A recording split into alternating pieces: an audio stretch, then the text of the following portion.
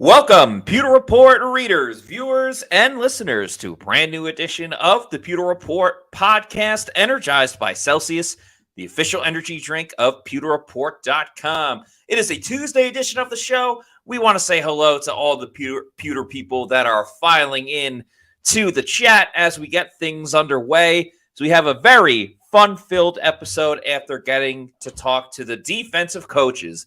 We spoke to every single position coach on the defense, all the way from defensive line to the safety position. So, because we spoke with so many coaches and got a lot of great insight and detail from everybody, we're actually going to break this podcast up into two separate episodes. So today, we're going to talk all about the trenches, the defensive line, outside linebacker as well, and sprinkle in inside linebacker, of course, with Larry Foote. Tomorrow is all about the secondary. What's going on at corner? How's the outlook at safety? So a lot of great stuff to talk about defense if you're a defensive fan, which I know my fellow co-host is. I'm your host, Matt Matera. Joined with me is the face that runs the place at PewterReport.com, SR Scott Reynolds. Scott, it's always a great day when we get to talk some defense. Yeah, it really is. And boy, there was a lot of news that came out of today's press conference as well. So it was really interesting to see. And we're going to find out even more next week as we talk to the offensive coaches, Liam Cohen's staff, and get to meet some of those new coaches. There really aren't any new coaches on the defensive side Correct. of the ball. This is a returning Todd Bowles staff. Remember, George Edwards was the lone new coach last year, the outside linebackers coach. A lot of these guys won the Super Bowl with Todd Bowles and the Buccaneers, and they had a lot of high praise for Jordan Whitehead. So we'll get to that topic tomorrow because that's more of the secondary, but a lot happening up front. Chris Braswell has got early rave reviews from the people that have watched film, and they can't wait to see him when he gets in the building next week for the Bucs rookie minicamp. But there was one of the guys that made some news today, a former first-round pick for the Buccaneers, Vita Vea, who, when I asked about his weight with Casey Rogers, he said that we might be in for a bit of a surprise when it comes to Vita Vea. Yeah, that's one of the fun things about having these assistant coaches and positional coaches is that they are a lot more revealing than, say, Todd Bowles is. And I don't know if that's because they're not up at the podium all the time. Now, Casey Rogers is, because he's a co-defensive coordinator. So him and Larry Foote kind of switch off week after week. So Casey Rogers is very comfortable and well-versed in speaking in front of the media on a weekly basis. And he didn't want to let the cat out of the bag, but he kind of did let the cat out of the bag. We are looking at a much slimmer Vita Vea going into this year, wanting to lose some weight. I don't know if that's because the Bucs told him to. I don't know if that's because Vita Vea wants to do it on his own volition.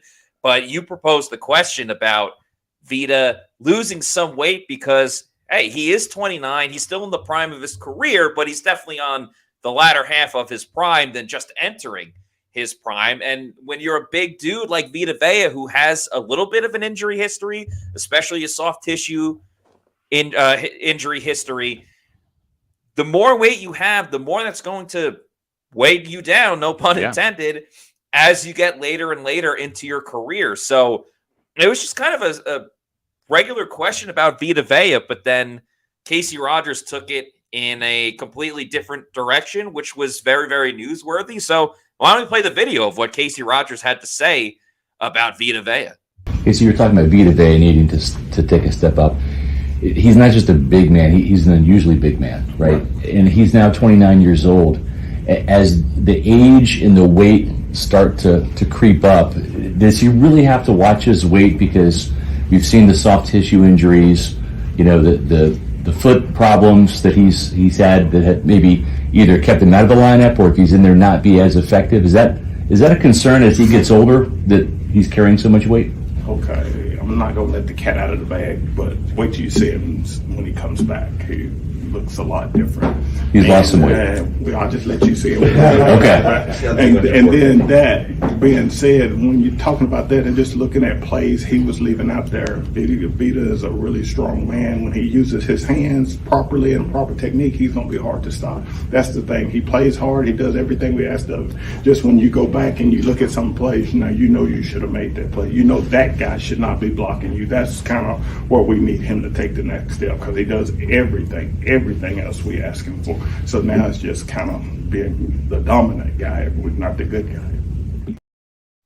Yeah, interesting stuff there. And this picture that I put here, this was Vita Vea from last offseason. And typically what happens, Matt, and you know this from watching Vita Vea the last couple of years in training camp, is he will use OTAs and training camp to drop some weight, right? He'll come in heavy, and you'll look at me like, wow, God, Vita's really big. I mean, he's listed as 347 pounds, I believe, on the roster. He hasn't weighed that. Those things are never accurate. The height's never accurate. The weight's never accurate. Yeah. I remember when Tristan Wirfs a couple of years ago said he was about 345, and he's listed, I think, at 320, 325, something like that. Just a huge human being. I think Vita, actually, I know Vita's been playing in some years into the 360s, kind of bumped to 370. And that's a big man. And so naturally you have those foot injuries that we've seen, the groin injuries last year that caused him to miss some games. And Matt, when he's in there, he hasn't been as effective sometimes because I think of some of those injuries. And as he does get older, he's going to have to drop some weight. So this is really good news. And I actually probed a couple people in the building after Casey Rogers' comment, and I said, "Oh, Vita's lost some weight," and I got crickets. So I think everyone is kind of waiting for him to be sprung on the media. But I'm expecting a slimmer Vita Vea, and that's good news. If he's coming in to OTAs next month, already more in shape, maybe closer to 350, 340, that's a good thing, because he's only going to get a little trimmer once that Florida heat and humidity kicks in during training camp. Yeah, and let's not get it misconstrued. Like, Vita Vea was still playing at a high level, but I think his usage was kind of taken down just a little bit because of the conditioning and the size. And you saw a couple of like ticky-tack injuries and ailments kind of affect him throughout the year, which obviously kind of slows him down a little bit. So the Bucs are really just trying to get the most effective Vita Vea they can, again, while he's still in his prime. And it's funny you mentioned Vita like coming into OTAs and minicamp huge over the past couple of years. I think the best thing personally for Vita Vea was the storyline that Leonard Fournette a couple of seasons ago came in huge, because Leonard Fournette was the shield for Vita Vea in terms of everybody, including ourselves, was talking about Leonard Fournette. Oh my God, he's so big. And it kind of turned the attention away from Vita Vea, who would kind of play himself into shape for the regular season. But Vita's had a couple of injuries throughout the years. I mean, even going back to when he was like a rookie, had some injuries. And every football player, it's kind of inescapable. He had a calf injury just like Elijah Kancey did in training camp. Exactly. So, that's something that has to be monitored for Vita moving forward, because in many ways, this defense goes as Vita Vea goes. Let's remember, 2 seasons ago, Vita Vea led the Bucs in sacks. He led all the Tampa Bay Buccaneers. Not an edge rusher, not an inside linebacker. Vita Vea, the nose tackle in the middle. And I know we're very high on Elijah Kancey. We're looking at other defensive tackles to step it up. But Vita Vea is still very much the straw that stirs the drink, especially for the defensive line, but in a lot of ways for the whole defense itself. And we saw Vita still drop back into coverage last season. Not that he's going to do that all the time, but make some monster hits. I remember when he forced that fumble against the Lions. Unfortunately, it was recovered by Detroit right by the end zone. But Vita can do so many different things. So I can only imagine a slimmer down Vita Vea, how much quicker he can be, how much him stopping the run and going against double teams, how much better he can be. Because I think we're kind of seeing it right now, and we'll talk about this on tomorrow's show with Nick Rapone and how to challenge Antoine Winfield Jr., who's coming off of an all-pro season and really just an unreal season. Vita Vea, I think, is kind of in that territory as well of, well, how do we push Vita Vea at this point? Yeah. Like, what else can he really accomplish as like a nose tackle, and specifically in this Buccaneer style of defense? I think this is one way to push him and kind of motivate him for the 2024 season.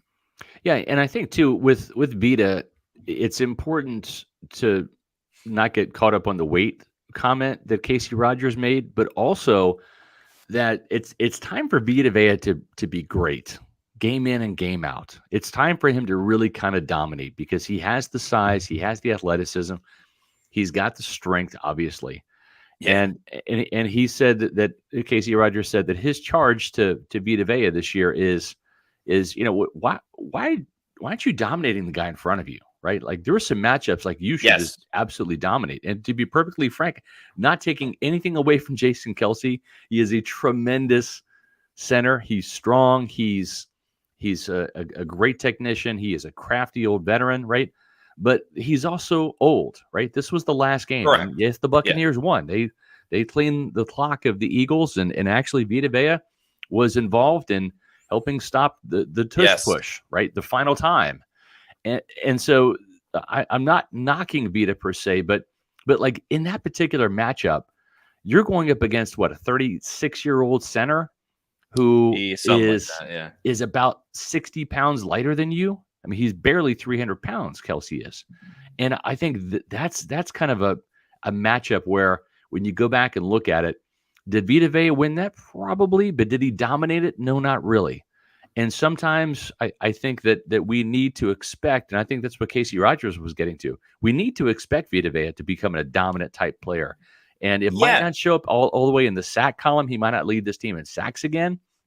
Not that this team wants him to lead the team in sacks, as you mentioned, but he needs to make his presence felt a little bit more than he has. And maybe, Matt, that was due to some of those nagging injuries that took his effectiveness from, a near 100 level down to like maybe 60 or 70 if he had to get through some things. Yeah, I think that's fair because it's curious to question, like, why isn't Vita Vea on a national level kind of held in a similar regard to, let's just say, I know he just retired, but like Aaron Donald and Chris Jones, I think, are the cream of the crop, or were the cream of the crop with Aaron Donald retiring. Those were the top two guys of just stud defensive tackles. And there are many times throughout the season, throughout his career, where Vita Vea has those type of games where he's an absolute dog, an absolute menace, and is involved in so many different plays, having his imprint everywhere. But with Aaron Donald and with Chris Jones, it's every single play. It's every single time the ball is snapped, you have to worry about those two players. And I'll just say Chris Jones moving forward because he's still playing in the NFL. With Vita, again, if we're holding him in a very high regard, we're not comparing him to a fourth-string defensive tackle or something like that. If we're holding Vita Vea in high regard as one of the best defensive tackles in the league, he's got to be that unrelenting guy. He has to be the player pushing back the line of scrimmage on almost every single play because Chris Jones is also getting double teamed. Sure. So Vita getting double teamed is not just like specific to him. There are many guys throughout the league that also have to deal with it. Quinton Williams as well. So maybe, again, this is one way that Vita puts himself into that upper echelon. Well, and let's not forget, Vita Vea is in the upper echelon when it comes to salaries. I mean, he's making an average of $17.75 million. So he is getting paid on the level of a Pro Bowl defensive tackle. And he needs to get back to the Pro Bowl. He's got that ability in him. And I think that dropping some weight, whether it's 10 pounds, 15, whatever he needed to drop, I think if he can drop some weight, maintain it, I think that can unlock the key to a better Vita Vea. And also, too, I think having Kancey in year 2, right? And if Kancey can really become a problem, and we saw this in the postseason, right? We saw this with the half a sack against the Eagles. He was very disruptive in that game. I want to say he had 6 pressures against Philadelphia in that game. Then he had a sack against his good buddy Jared Goff with the Lions. So I believe that the better that Kancey Kancey gets next to Vita Vea, the better Vita Vea is going to have to be, because both of those guys are problems, and Yes. you can really only double team one of them, right? Exactly. Technically, schematically, you can take the center and the guard and double one, and you can have the tackle block down and double the other. Then you're asking for trouble on the edge, because Yaya Diaby, Chris Braswell, Randy Gregory, Joe Tryon-Shoyinka, whoever's on the other side is going to have a field day against one tackle and a tight end, right? So you're asking for trouble. That can't be your down in, down out scheme of how you're going to block Vita Vea or Kancey Kancey. One of those guys will be doubled. The other one has to get free and win their one-on-ones. And with Kancey, it's going to be quickness.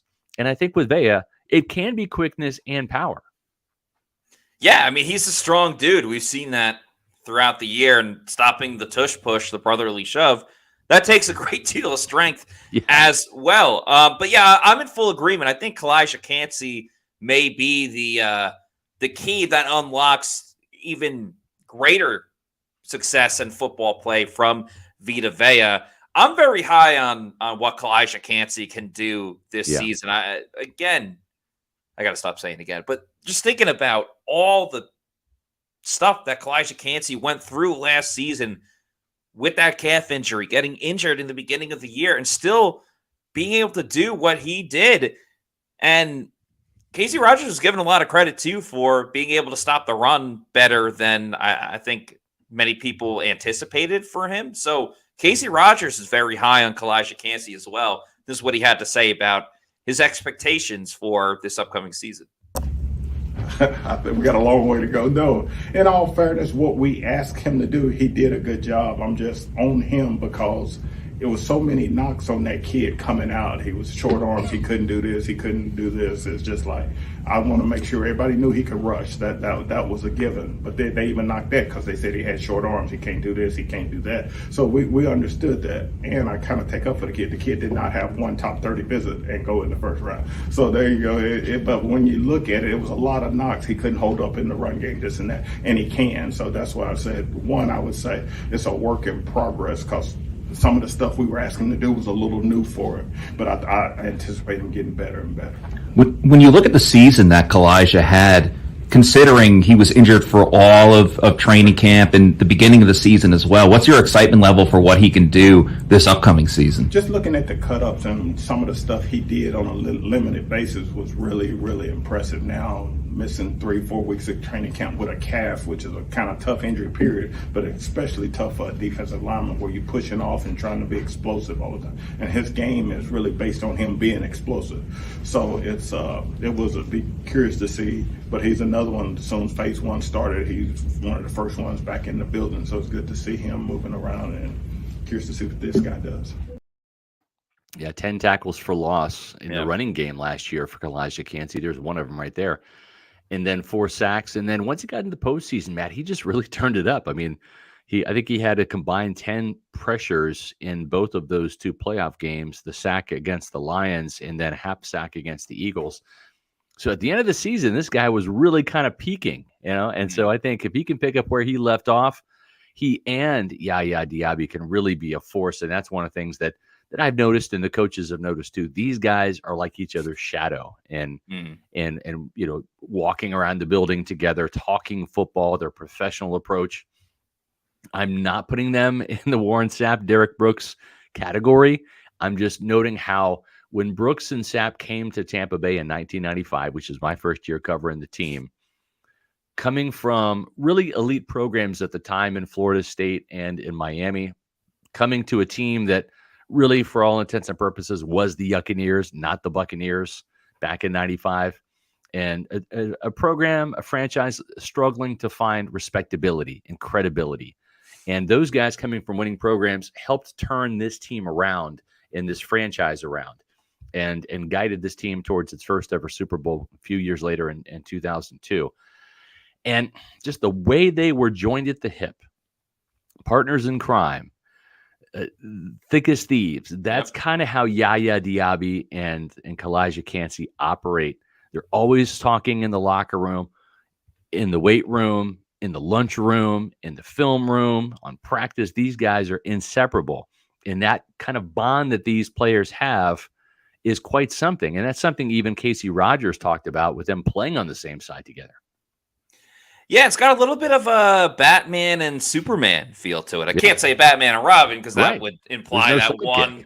Yeah, exactly. Yeah, there's no sidekick. And, it's kind of like Kalijah is the ruler of the defensive tackles as far as young and up-and-coming players, because I know we just spent time talking about Vita Vea.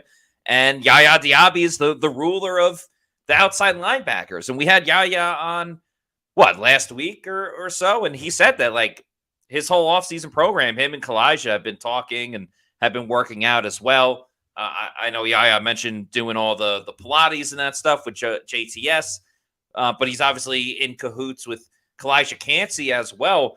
This is a duo, and it has to work out. I'm not predicting this, but if it does work out, this is a duo that can dominate, especially the NFC South, but really the whole conference for years to come. I mean, they're only in their second year.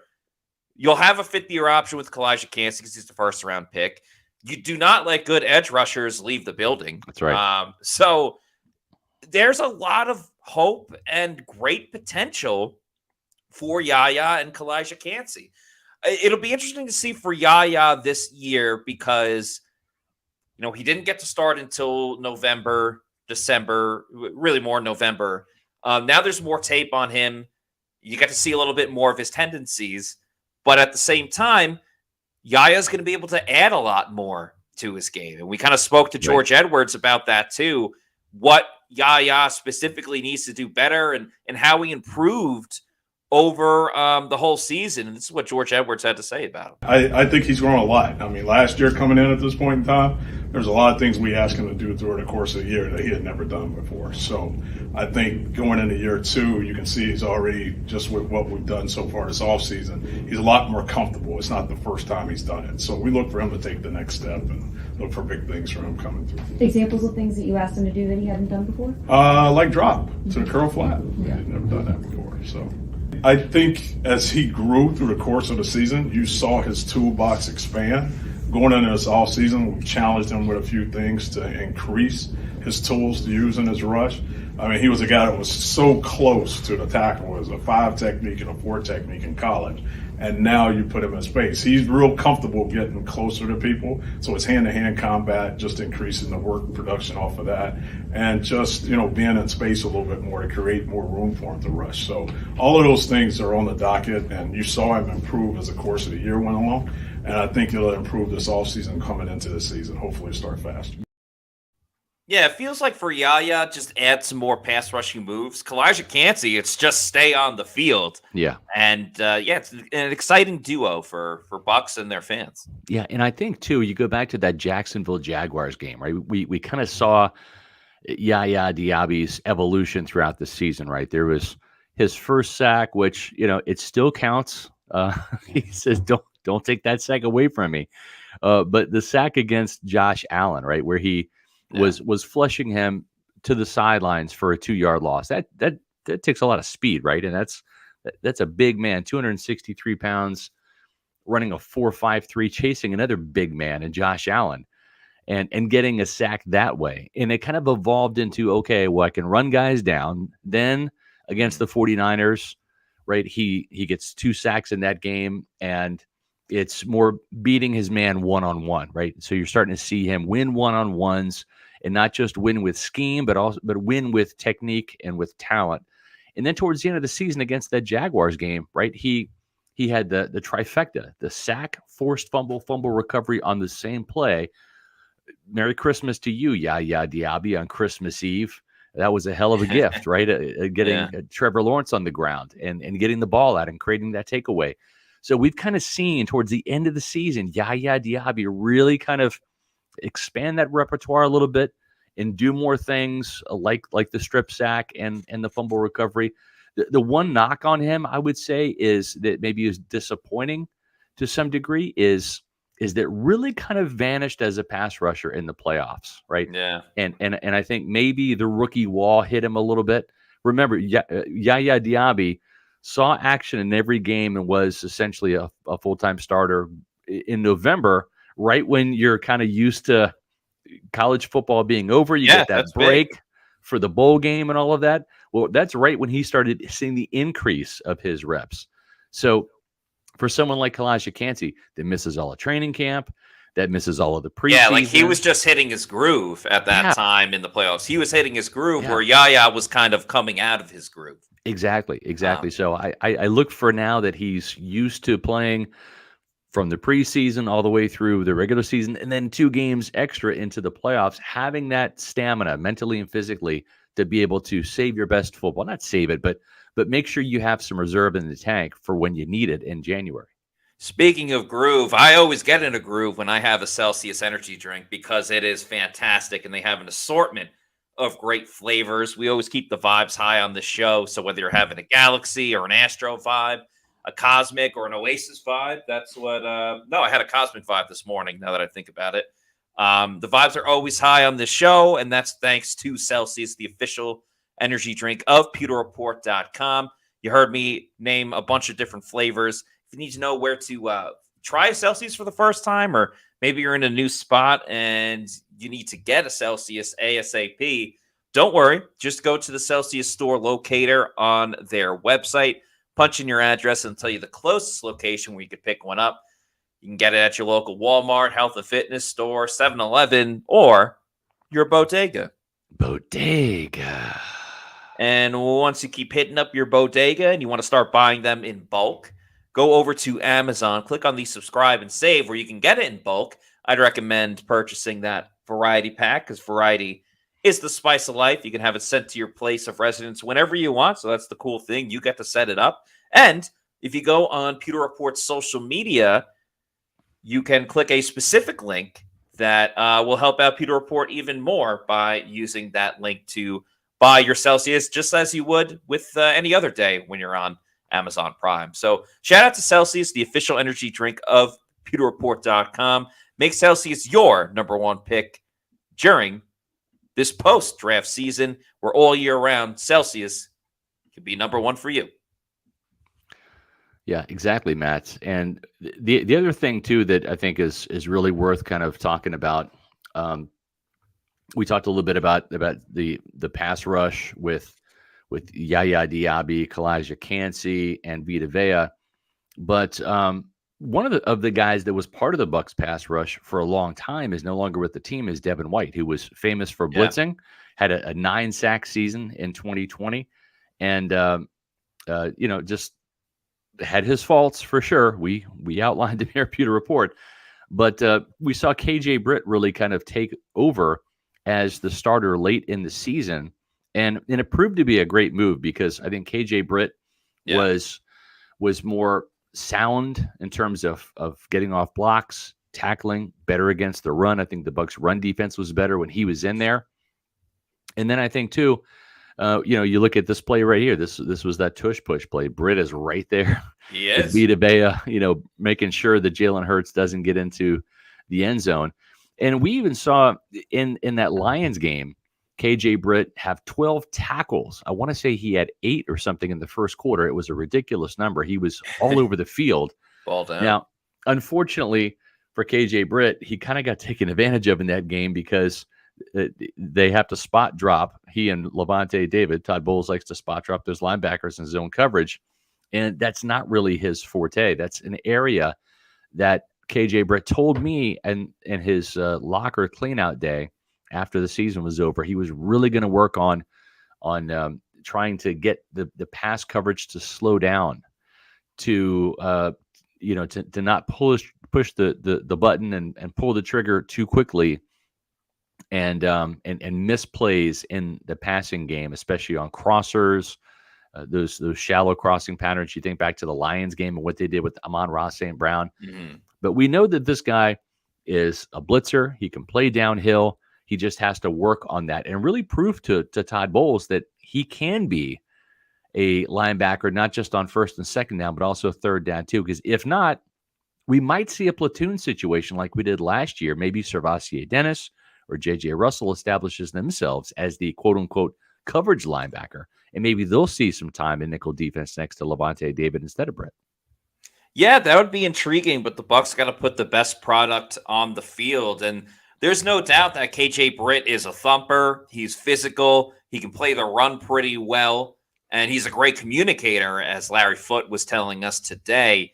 However, the knock on him, and the reason why he was a later round draft pick when he was selected by the Bucs out of Auburn a couple of years ago, is that he was never the fastest guy, really. And when you're in pass coverage, especially zone coverage, where you got to be able to, dig your foot in and get off to the races when the ball is out, that's somewhere that can kind of hurt KJ Britt a little bit. And also, another player that didn't really start getting his playing time until later on in the season. This is a guy that was primarily a backup his whole career, while it's still a younger career, especially playing in zone and pass coverage and against a team like the Lions. Him not having all those reps throughout the season and really throughout his career, because after the preseason, you're only getting it in practice to a degree. I think getting a full season under his belt as a starter can really help, tweak a couple of those things that really hurt him in pass coverage that can make him better just by knowing a little bit more instincts of when to break, knowing that it's going to come out a little bit earlier, going really this way, zigging instead of zagging. Yeah. Yes, exactly. Having a feel more than anything else. So Larry Foote was very complimentary of KJ Britt today. Wasn't handing him the starting linebacker role, but certainly had some things to say about the possibility of him doing so. What do you like about KJ, and what did he show you down the stretch and even that Detroit game with 12 tackles? Well, he's a serious dude. He's physical. He's kind of a throwback. He's a downhill linebacker. He got great instincts, know how to find the ball. He loves ball. He's serious. Every day he's early to the meetings. He does a good job studying, knowing the line adjustments, the stunts. He communicates. You ask D linemen, they like that. It helps them play faster. And he's a true pro. Just thinking about KJ, he's a pro. He loves football. When you look at last year, you platooned he and Devin, used Devin in third downs and obvious passing situations, and KJ was more of that early down kind of guy.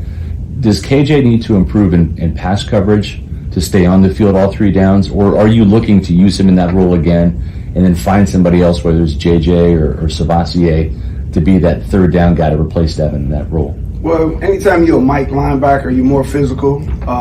You're better going forward. And what his job is going to be is prove to Todd I can be on the field all three downs. The height, weight, measurements, and all that stuff thrown out the window. Can you do it? That's when my job kicks in as far as getting him to understand his leverage and understanding the defense. But if you're a Mike linebacker, you got to prove to the coordinator, and this is a passing league. You got to prove to him that I can stay on the field on third down. Yeah, and I think that's really important too. Is KJ Britt has the opportunity. He's in a contract year this year. He's actually one of Todd Bowles' favorite players. When you look at Bowles' connection, you see him in training camp. As much as Todd Bowles loved Devin White, he loved White's ability. He loved his speed. If you were to find a Frankenstein-like lab and you were to be able to merge the professionalism, the IQ, the seriousness of which KJ Britt takes the game of football, the understanding of conceptually what Todd Bowles wants to do, and then the sure tackling ability, right? You take all of that, and then you take Devin White's uncanny speed, his sideline to sideline range, his knack for making big plays, right? Yeah, did have a couple of interceptions last year. When he's focused, when he's really focused, if you were to take the best of both of those linebackers, you would literally have an all-pro linebacker in Tampa between the two, right? And of course, that's science fiction. That's not happening. But KJ Britt has been like a sponge to Todd Bowles, and I think that Bowles and Larry Foote really are going to appreciate the seriousness of which this guy handles the offseason. Remember all the foolishness this time last year with Devin White, requesting a trade, social media things, requesting the trade, and then sitting out of OTAs and all of that. this guy Britt, he's in a contract year, and he knows that this can be his job. It's really his job to lose. He just has to show the real value, not just to Todd Bowles, but to the entire league, that he can be a down in, down out league, right?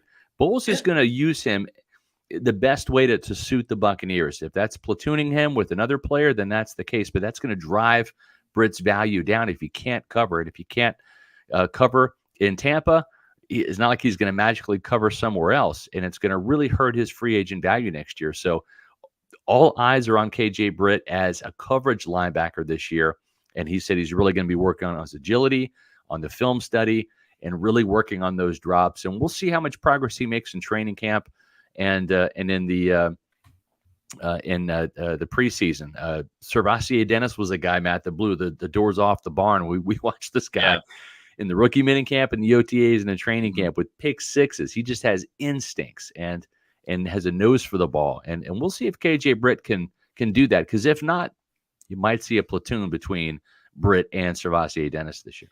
This is a great audition for KJ Britt to earn himself a lot of money after this season. Not, the top paid linebacker in the league by any means. Right. But let's remember, if Devin White played up to his own ability, the Bucs probably re-signed Devin White, and KJ Britt is still the backup inside linebacker on this Buccaneers team. Now, after this season, if that were the scenario that the Bucs were in, KJ Britt could still sign with another team and prolong his NFL career, but it would be for a pretty low salary because he hasn't proved or done anything in this league. If he has a great year or even a good season, proves that he can play better in pass coverage and does this thing stopping the run game, the Bucs will surely be willing to sign him, and he'll earn way more money than he would if he continued to be a backup for this team, or really for any team. So this is a huge, huge chance for KJ Britt to show everybody that he was meant to be a starting inside linebacker in this league. And you mentioned him taking everything serious. Larry Foote obviously said it in the video that we just played. I think that's important for this whole Bucs inside linebacker room, because we know the linebacker room is led by Lavonte David. And when it was Lavonte and Devin White, they were both team captains. Lavonte has always been lead by example, where Devin was the flashy, get live 45 guy. Right. And I'm not saying it forced other people to slack off, but now you have this Buccaneers linebacker room. This is the group. Again, the first wave of free agency is done. There's not going to be a big name guy that comes in and is lobbying to take his spot that's already that already isn't on the team, like someone else with Servassier Dennis. So you have two guys that are serious with Lavonte David and KJ Britt, both wanting to make this defense better.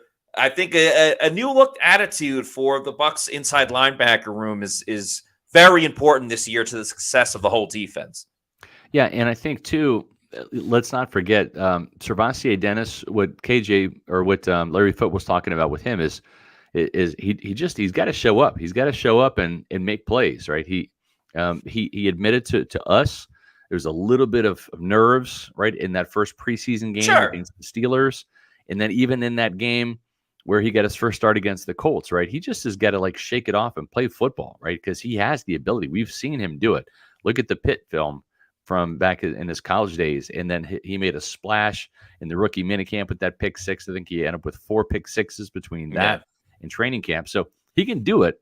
It just he's got to just have that starter mindset. J.J. Russell was a player that also had a pick six. This was in a game against the it was one of the preseason games last year, and then kind of got forgotten about and buried on the practice squad until that Devin White injury, and then boom, all of a sudden KJ Britt goes down, I think 5 or 6 plays into the Panthers game. And they were already without Servassier Dennis, who was sick. Lavonte David was sidelined. Devin White was sidelined.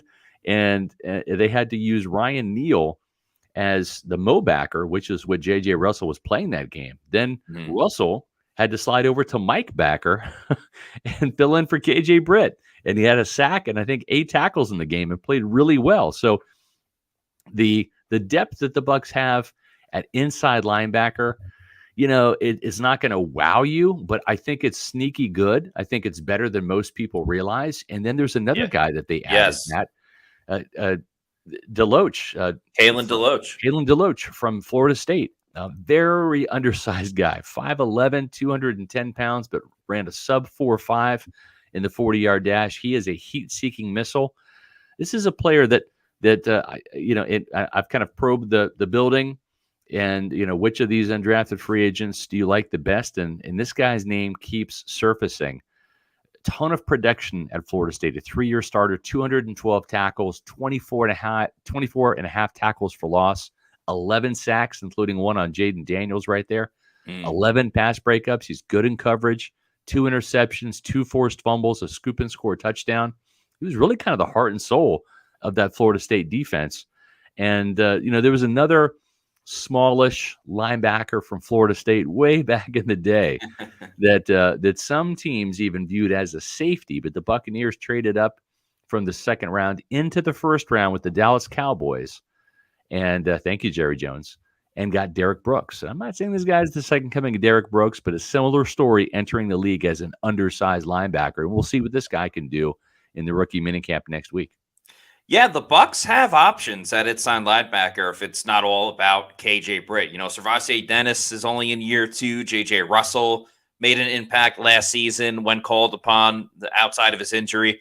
And Kalen Deloach, the Bucs have seen in the past, they've had success with undrafted free agents that make this team, and he's trying to be the next one to do it.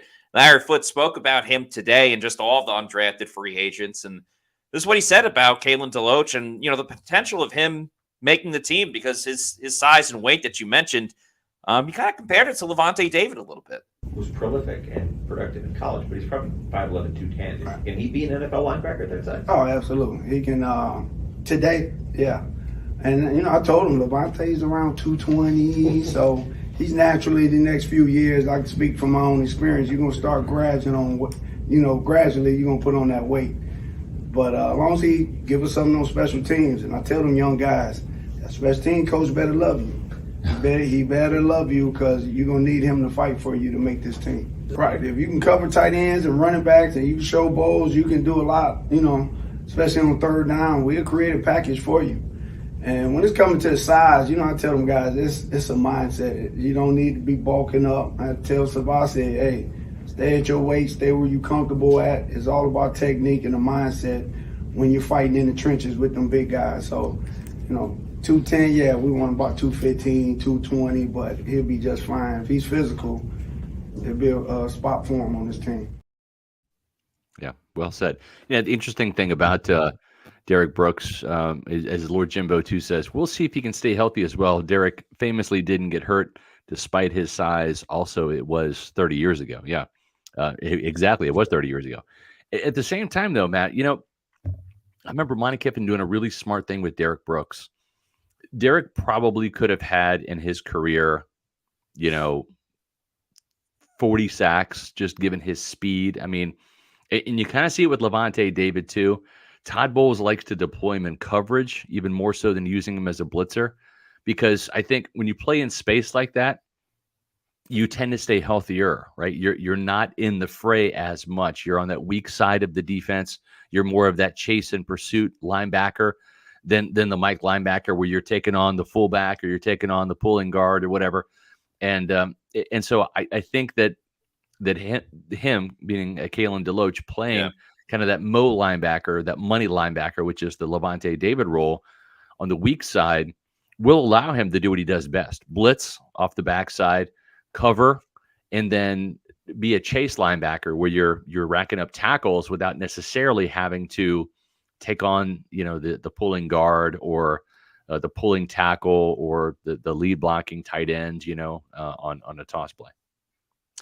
Yeah, the cool thing about just any undrafted free agent trying to make it on a team, it's a fun story because you have a player that's betting on himself. He's taking a gamble to try to make it into the NFL. And if you're going to take a gamble on any sport, whether it's football, baseball, basketball, hockey, whatever it is, make sure you're making those bets over at mybookie.ag.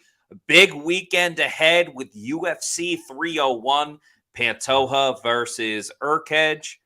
I'm a huge UFC fan, so very excited I'm excited for every single UFC pay-per-view, but this one is going to be great as well. Bet on any fight, anytime, from anywhere with MyBookie. With UFC 301 on tap this weekend, you can confidently bet on yourself at MyBookie.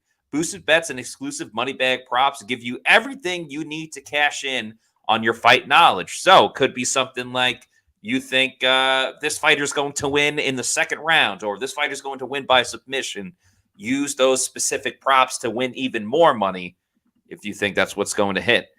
This pay-per-view event is in Rio de Janeiro and have always delivered memorable moments when they do fight in Rio de Janeiro. So this weekend's card should not be any different.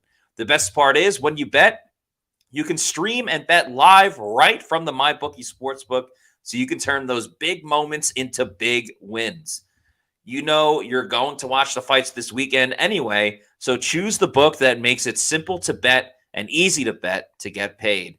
Bet anything, anytime, anywhere, only with mybookie.ag. Use the promo code Pewter, P-E-W-T-E-R, and get a first deposit bonus when you sign up using that promo code Pewter.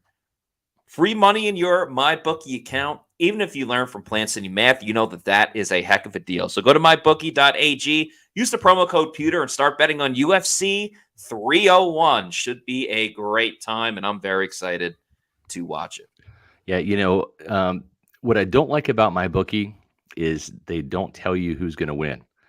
And so therefore, just saying, I lost some money because I bet on the Lightning losing the other night and then winning last night, and just bad bets on me. I also I expected the Lakers to get swept. So in Game 4, I bet on the Nuggets and the Lakers won. So I'm just in a slump right now, Matt.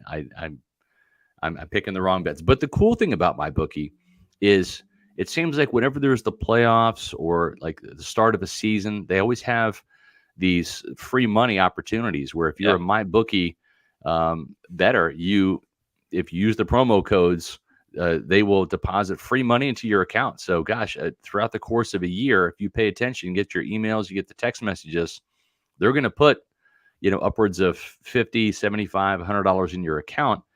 And that's cool. I think I also got like a free MyBookie birthday bonus as well, which was a treat. There you go. So, very cool place to do some wagering.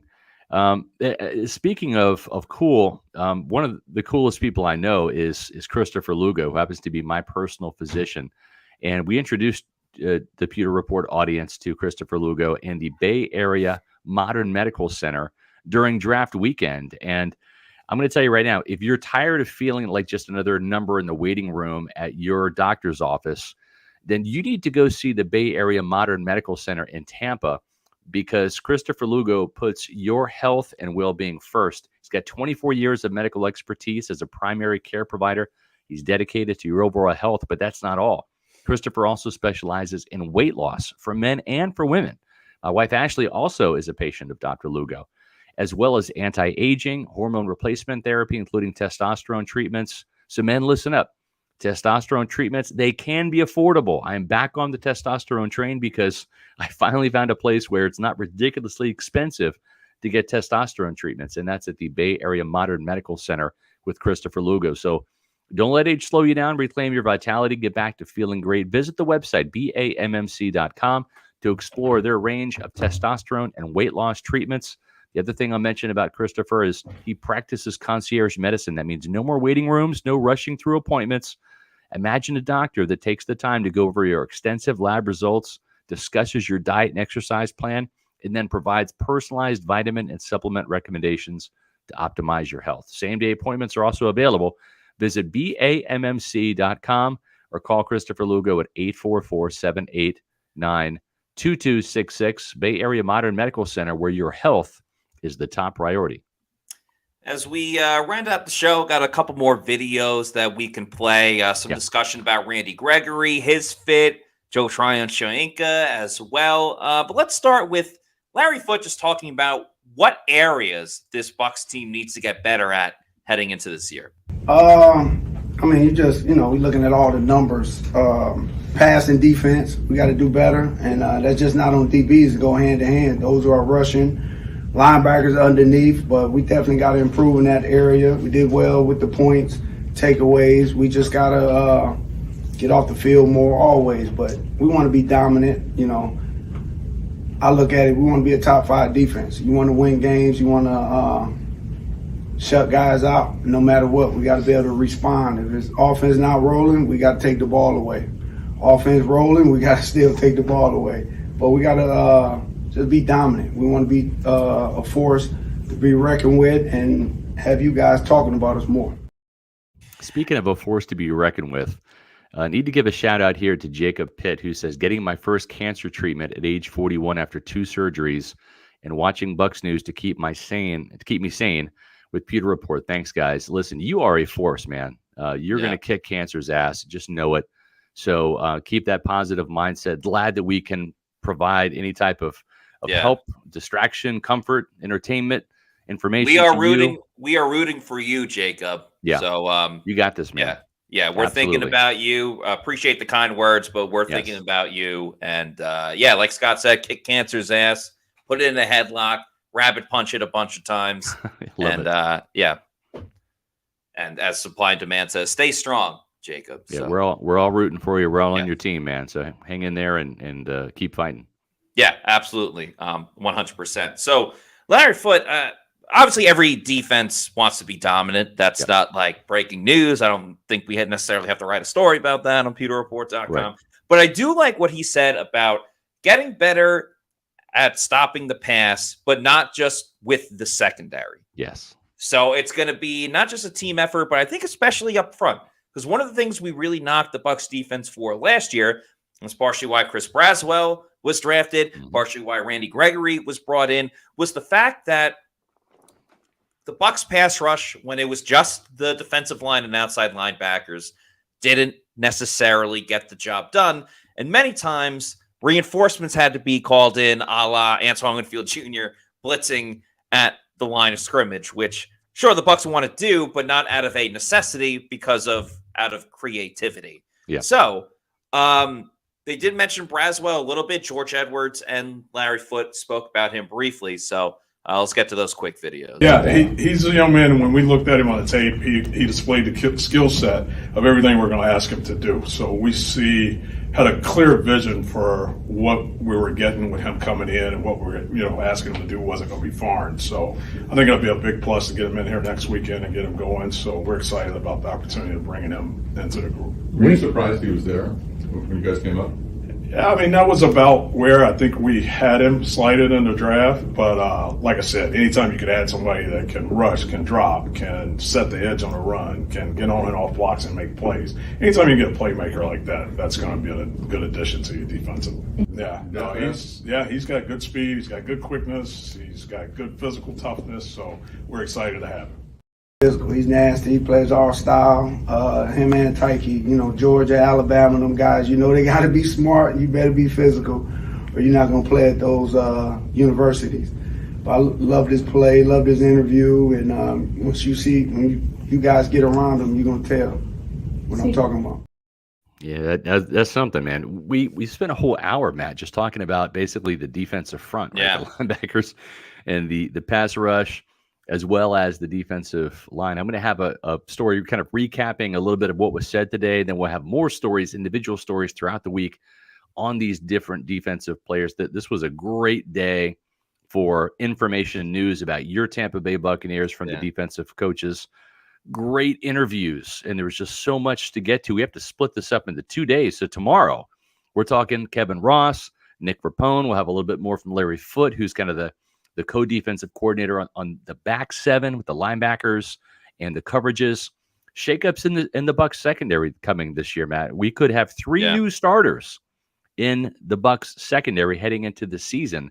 And so there's plenty more to talk about tomorrow at 4:00 on the Pewter Report podcast. On Thursday's show, we're going to be grading the NFC South drafts. That's right. The Atlanta Falcons shook things up with Michael Penix Jr. Did they rebound? And how does their draft stack up to the Tampa Bay Buccaneers and the Carolina Panthers and the New Orleans Saints? I think everybody got better on draft day. who had the best draft and who are some of the drafted players, the rookies that the Buccaneers are really going to have to be concerned about coming up in 2024. I don't think Michael Penix Jr. is going to be one of those guys, though, Matt. Hey, never say never. Kirk say Cousins never. coming off an Achilles injury. I'm not rooting for him to get injured by any means, but never say never. All right, let's get to these last couple videos as we round out the show. Joe Tryon-Shoyinka, big topic of discussion this offseason. He's a chess piece. A couple of the coaches spoke about his role on the Bucs defense this year. One of the chess pieces you can move, and plans to move maybe. With Braswell coming, like what role do you see Joe having this year? What can he do? Well, the thing with Braswell coming in and with Joe is just like we have the ability now to create so many matchups that we want. I don't know that you guys might have realized through the year, through end of the season, we were in a lot of, they would classify us as 5 down. We had 5 bigs out there. The thing that does for you simplifies the protection. We're not worried about them turning him. If they happen to turn him loose, we got Joe on the back. We're going to live with that. So we created a lot of mismatches, created a lot of one-on-ones. So we were, like we like to say, we were playing defense on our terms. And that's the chess piece part of it, because now not only can he rush, he has drop skills. He will put him here, now. And then out there, we like to say, look at all those little numbers we got there. You're going to figure out who 0 is, who's 6, who's 9. There's a lot of them. So if we want to confuse the offensive line with our personnel, who's the back guy, who's it? So it creates a chess piece. Yeah, the one thing you look at in this league when you're talking about pass rushing is being able to dictate how teams set their protection. So Joe allows us to do that because not only can he rush, he can also drop out in the coverage and handle it with ease. Probably as easy a dropper as we got as the outside linebacker position. He understands the concepts. He understands exit angles. He understands how to get there and vision the quarterback and break. So he's done a tremendous job as far as adding that. As you look last year at different packages that we get in and out of, I mean, he allows us to do a lot of those things with ease, which we're looking for, same way with Braswell coming in, because he's very similar as far as, his athleticism to be able to do those things. So really excited about Joe from that aspect of it. Look for him to have a good year, this coming year, and just continue to get better. What can you say about the overall depth at outside linebacker between the players the Bucs just added this offseason? Plus, he's still got some young guys like Ramirez and Watts that are waiting in the wings to try to make some more splash plays this year as well. Yeah, competition gets the most out of all of us. So you're out there every day, you got to come compete. And that's always a good thing. But you can never have enough good players, all right?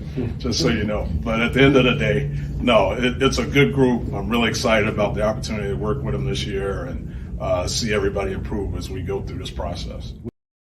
Remember, Chris Braswell had a pick 6 last year, dropping in coverage at Alabama. So he has the experience to do it. Joe Tryon-Shoyinka entering a big contract year, right? He's in the 4th year. The Bucs not picking up his 5th-year option. He is going to have plenty of motivation to get on the field and make those reps count. Yeah, and JTS really started picking it up kind of after he got demoted towards the end of last season. Let's remember he had the big strip sack against the Carolina Panthers in that game. Huge play. That the Bucs clinched the NFC South with that victory over Carolina. So they'll hope to get great things from JTS this season. If you want great things in terms of Buccaneers coverage, you found the right place. That's pewterreport.com. So if you're not already doing so, please follow us on our social media on X, Facebook, and Instagram. And of course, our YouTube channel is Pewter Report TV, where we have the podcast 4 times a week. We do various live streams as well. Obviously, the Pewter Report live draft show was fantastic this year. Kind of have some ideas about doing other live streams to get everybody involved, and we can talk more Buccaneers. And always putting up a lot of content on our YouTube channel as well. So if you're not already doing so, please subscribe to Pewter Report TV as we get closer and closer to 14K. Yep. We're about 155 away. Thanks to you, Pewter people. So we greatly appreciate it. Looking forward to seeing you all tomorrow on another edition of the Pewter Report podcast at 4 o'clock. Yeah. So until then, for Scott Reynolds, I'm Matt Matera saying thanks everybody for watching. We'll see you tomorrow at 4 p.m. to talk about the secondary on tomorrow's Pewter Report podcast. Peace out. Out.